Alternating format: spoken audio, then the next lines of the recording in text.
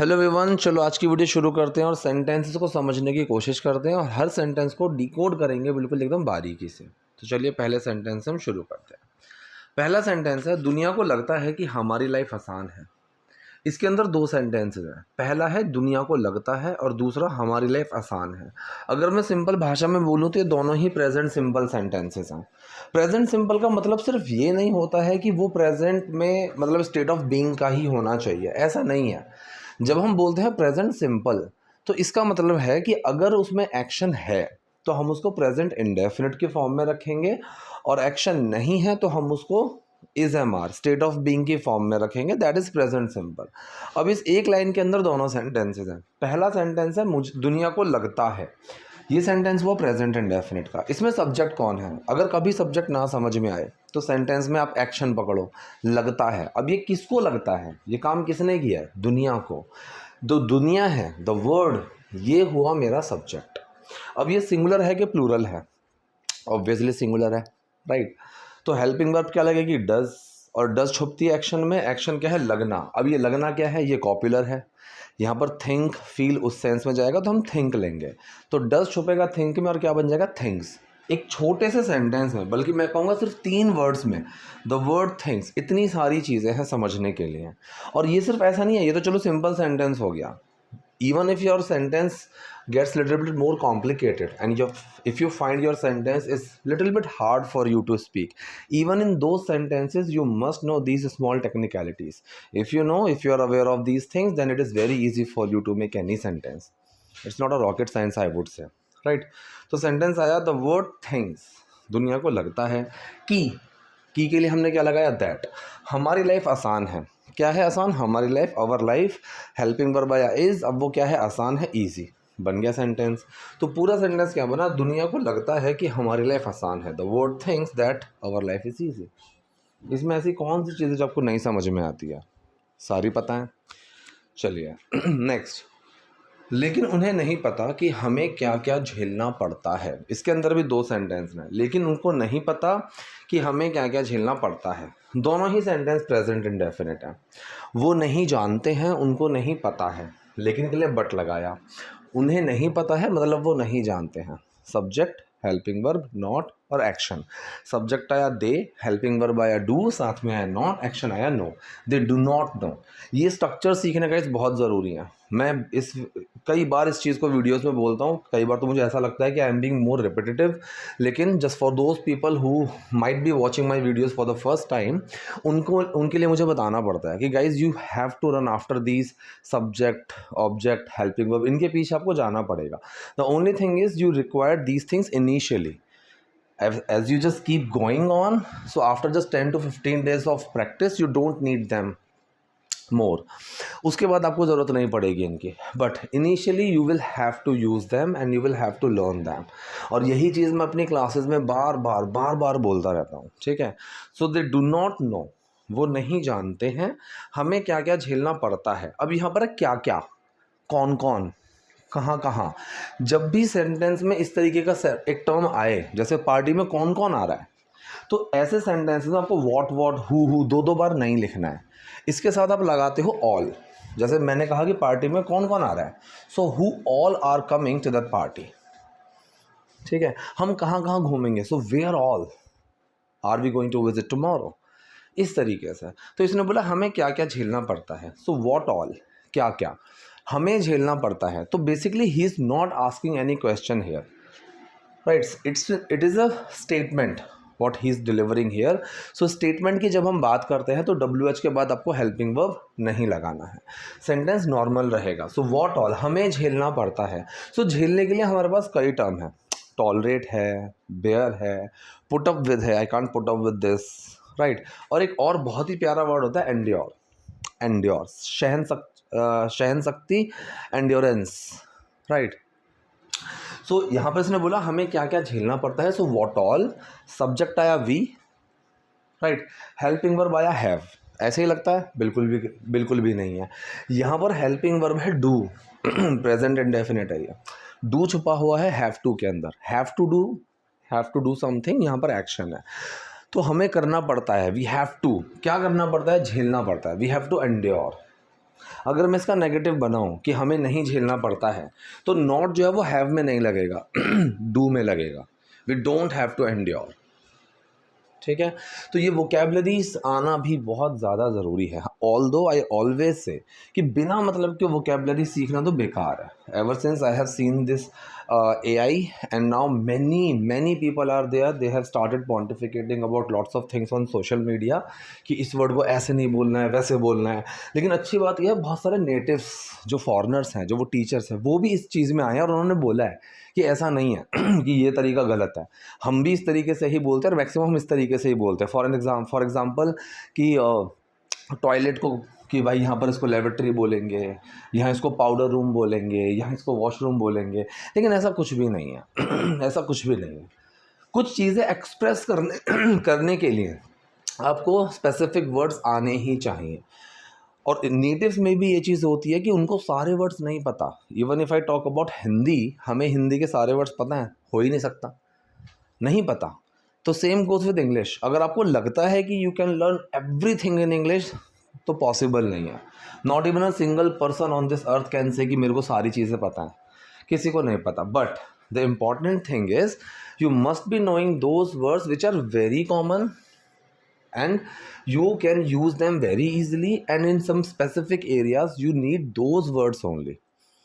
ठीक है, चलो आगे बढ़ते हैं। फिल्म चलेगी या नहीं, यह डर हमें हमारे सिर पर मंडराता रहता है।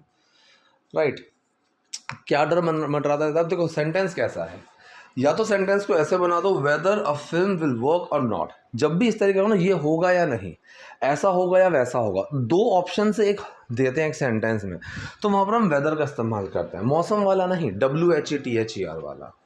ठीक है, whether. So whether a film will work और नॉट, कि कोई फिल्म चलेगी या नहीं, ये डर, दिस फियर हमें डराता रहता है, हमारे सर पर मंडराता रहता है, always looms over our head. एक तरीका तो ये हो गया।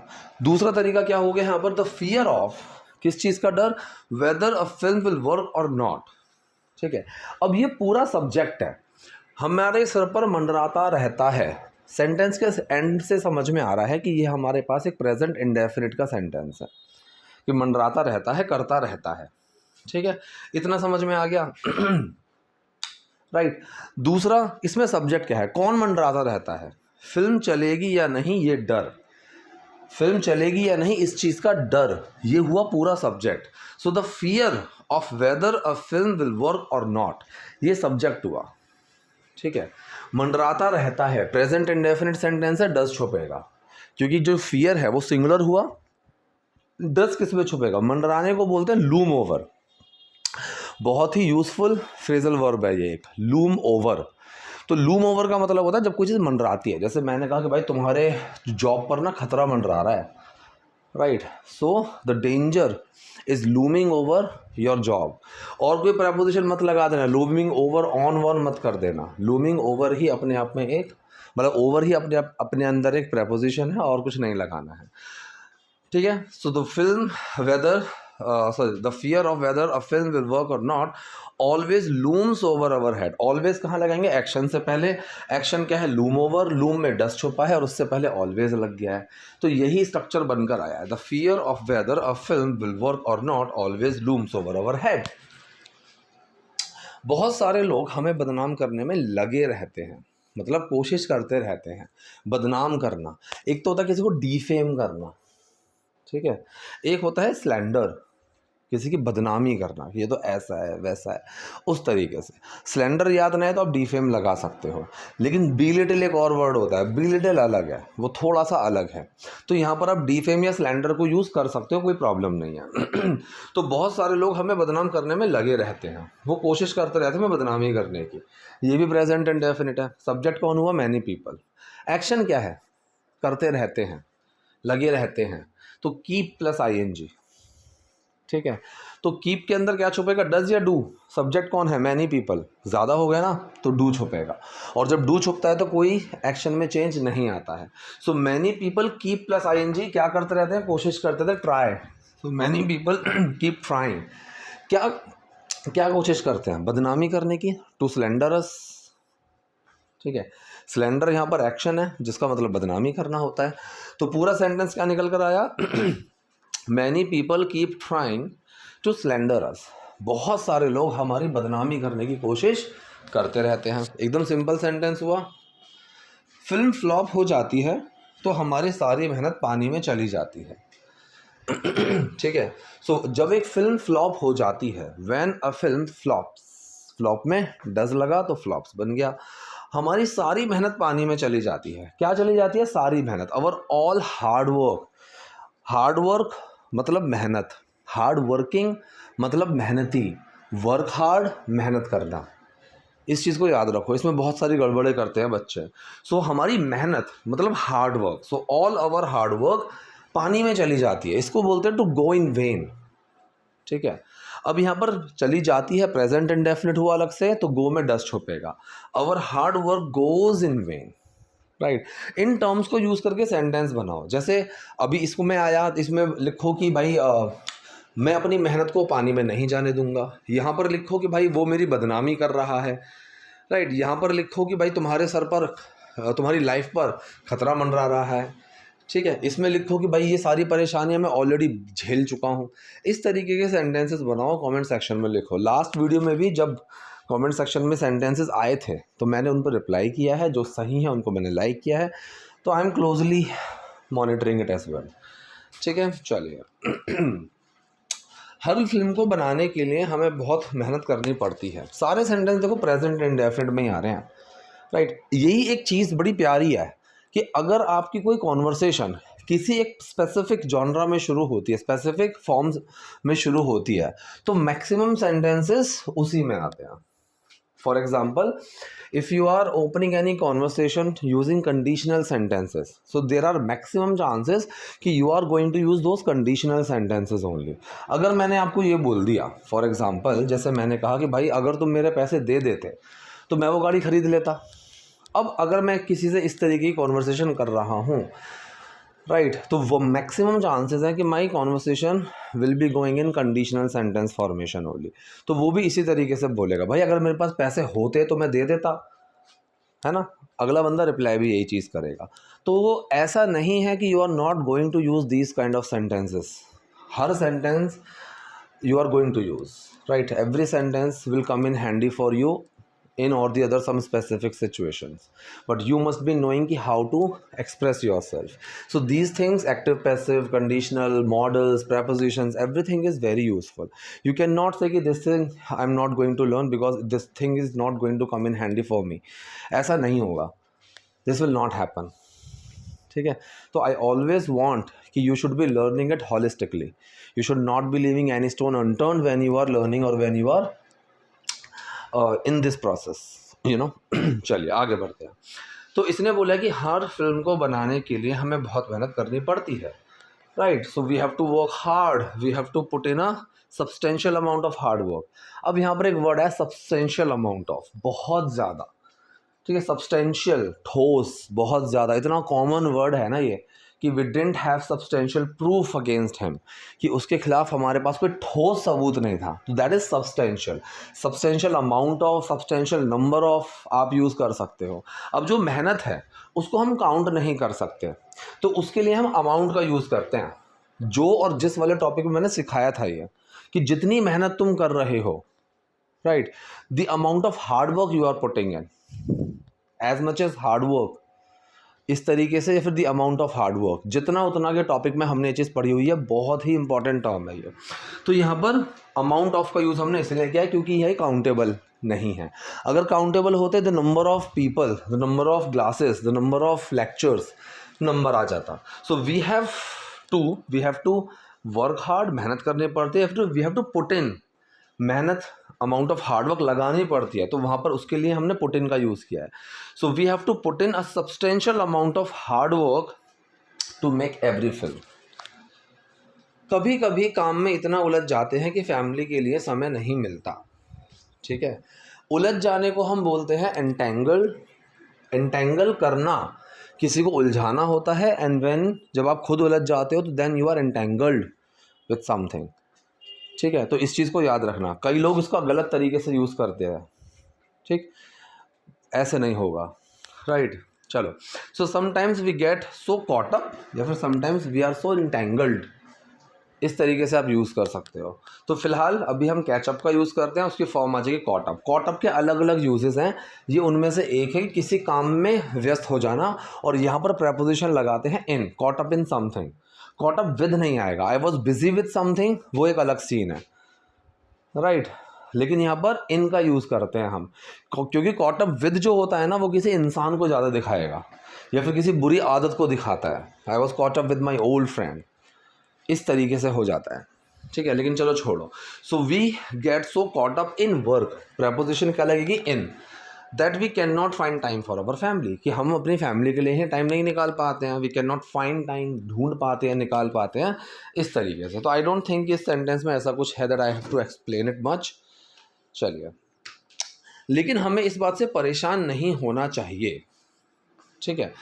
सेंटेंस कौन सा है, शुड का, कंडीशन की बात हो रही है, परेशान होना। अगर बी नहीं लगाना है तो गेट लगा सकते हो, we should not get bothered by this, और अगर गेट नहीं लगाना तो बी लगा दोगे, we should not be bothered. Condition है, जैसे वी शुड नॉट प्ले, हमें खेलना नहीं चाहिए, तो प्ले की बेस फॉर्म आ गई। हमें होना नहीं चाहिए, वी शुड नॉट बी, तो बी, हैव और एक्शन, इनकी फॉर्म्स में ही इंग्लिश पूरी घूम रही है। I keep teaching this thing again and again, ठीक है। चलिए आगे, ऐसी लाइफ को पाने के लिए हमने बहुत मेहनत की है। प्रेजेंट परफेक्ट सेंटेंस, सब्जेक्ट आया we, helping verb have, action क्या है, अब यहाँ पर मेहनत करना, मैंने क्या बोला था, वर्क हार्ड होता है मेहनत करना, हार्ड वर्क होता है मेहनत, लेकिन एक्शन में आ गया तो we have worked very hard, we have worked hard, we have worked very hard, हमने बहुत ज़्यादा मेहनत करी है इस लाइफ को पाने के लिए, अचीव करने के लिए, to achieve such a life, ठीक है। टू और फॉर प्लस आईएनजी में एक छोटा सा अंतर है, फिलहाल यहाँ पर नहीं बताएंगे, लेकिन यहाँ पर टू का ही यूज़ सही है। फॉर अचीविंग दिस लाइफ, ये सेंटेंस थोड़ा सा गलत हो जाएगा, सेंटेंस बनेगा we have worked very hard to achieve such a life. Such का यूज़ का क्या सेंस है यहाँ पर, ऐसी, इस तरीके की, उसके लिए सच का यूज़ हुआ। और अब इस चीज़ पर हमें परेशान नहीं होना चाहिए, and we should not worry about, we should not be bothered, condition है, we should not worry about, action है। अगर मैं इस सेंटेंस को चाहूँ तो we should not be bothered about this thing, ये सेंटेंस भी सही है। We should not worry about this things, ये सेंटेंस भी बिल्कुल सही है। मैं दीज थिंग्स बोल रहा हूँ, लिखा दिस थिंग है क्योंकि इस चीज़ वो सिंगुलर है, राइट। अगर आपको एक आम जिंदगी चाहिए, अब इस चाहिए के लिए शुड नहीं लगाना है, यहाँ पर सलाह की बात नहीं हो रही है, यहाँ पर नीड, इच्छा, ज़रूरत की बात हो रही है, तो आप यहाँ पर नीड लगा सकते हो, वांट लगा सकते हो। प्रेजेंट इंडेफिनिट सेंटेंस ये है कि अगर आपको ज़रूरत है या फिर अगर आप चाहते हो, so if you want an ordinary life या फिर if you need an ordinary life, ठीक है। हाँ, सो इसने बोला है कि if you want an ordinary life, अगर आपको एक वांट की जगह पर नीड लगा तो भी चलेगा।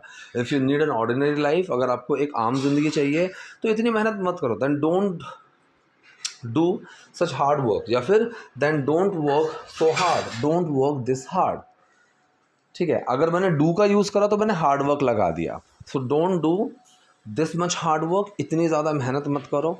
और अगर इसमें मैं एक्शन ही लगाऊं तो फिर वर्क हार्ड लगाना पड़ेगा, do not work so hard, do not work this hard. चलिए, मुझे फेम चाहिए, आई नीड फेम, आम जिंदगी नहीं चाहिए, आई don't want an ordinary life, मुझे नहीं चाहिए, आई डोंट वांट, ठीक है।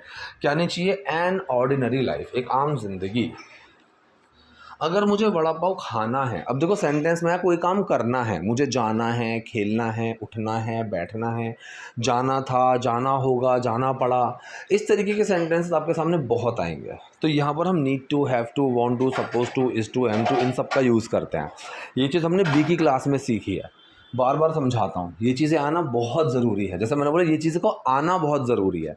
ये कैसे बनेगा, knowing this thing is very important, this is Geraint sentence, ठीक है।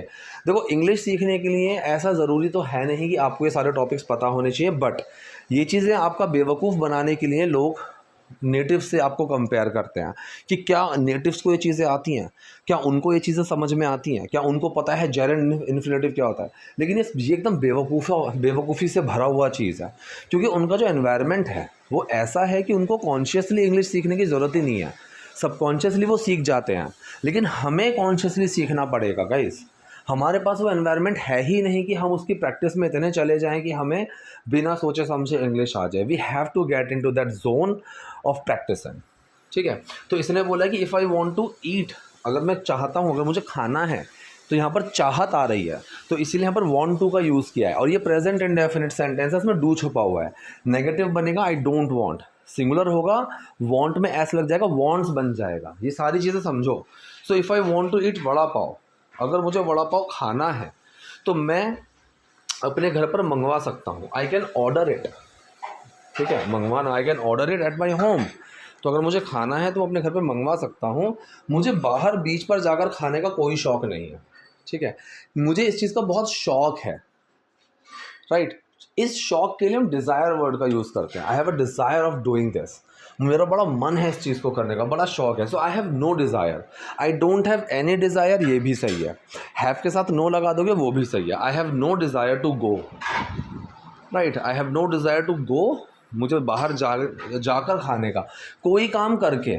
अभी मैंने पिछली क्लास में ही आई थिंक फ्राइडे को ये टॉपिक पढ़ाया था कि कहाँ पर बाय प्लस आईएनजी आएगा, कोई काम करके, कहाँ पर हैविंग प्लस थर्ड फॉर्म आता है, कोई काम करके, कहाँ पर हम एंड लगाते हैं बीच में, ठीक है, और कहाँ पर हम सिंपल आईएनजी भी लगा सकते हैं, ठीक, राइट। तो यहाँ पर एंड लगेगा, उसका भी एक लॉजिक है। So I have no desire to go and eat outside on the beach, ठीक है।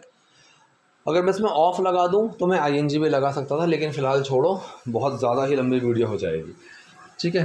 चलिए, तो आई थिंक आज के लिए इतना ही काफ़ी है। अगर कोई डाउट, कोई क्वेरी है तो please let me in the comment section. Video पसंद है लाइक कीजिए, नए हैं लाइक सब्सक्राइब दोनों कीजिए। Thank you.